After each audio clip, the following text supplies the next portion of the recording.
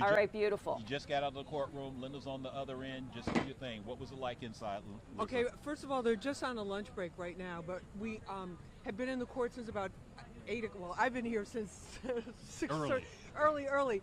But the court, they actually started letting people in around 9:30, and then the actual proceedings started about 10 o'clock. And then what's been happening is there was kind of a run of show, if you will, for the actual sentencing hearing today.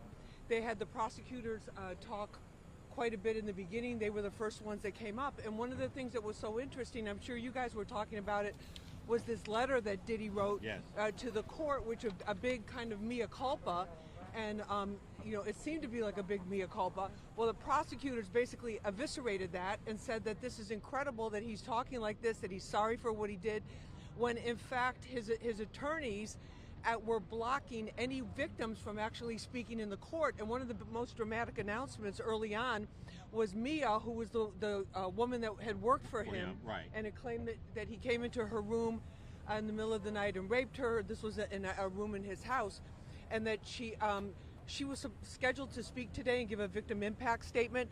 Early this morning, she alerted the court that she would not be showing up there. Then the prosecutor said that he also blocked, he wanted to have all of the other witness statements. He did not want them as part of the sentencing hearing. So I don't know what the actual legal term is for it, but he basically blocked they tried to block those statements. Of course, the judge overruled them. All those written statements were admitted into the courthouse.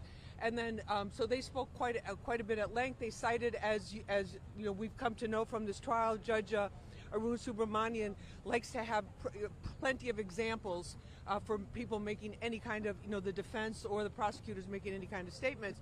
So then, the prosecution was like, this is basically, crocodile tears that he's crying now, and this is really not bearing any basis in fact. Let me ask you this. You were in there. We understand that the judge told Combs pretty much that he felt that there was no remorse shown for the acts that he was convicted of. What was that mood like when the judge said that, Lisa? Well, they seemed very, Diddy and his team seemed very confident. He came into the courthouse. Let me tell you about that, because he came into the courtroom kind of like while people were still getting settled in their seats, because it was a huge crowd. There's an overflow courtroom that's packed as well. I was am in the main courtroom. We'll go back in there after the lunch break is over. And Diddy came in. They allowed him to wear the business casual that he had worn throughout the trial, the white button-down collar shirt, the oatmeal-colored, light pale yellow sweater, and then the darker khaki pants.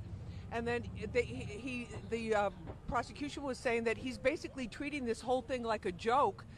They didn't use the word joke, but they said he's taking this very, very lightly. And in fact, at the end of this whole thing that the prosecution was saying, they go, he's actually got speaking engagements scheduled for next week in Miami, because he thinks he's going to be walking out those doors later on today.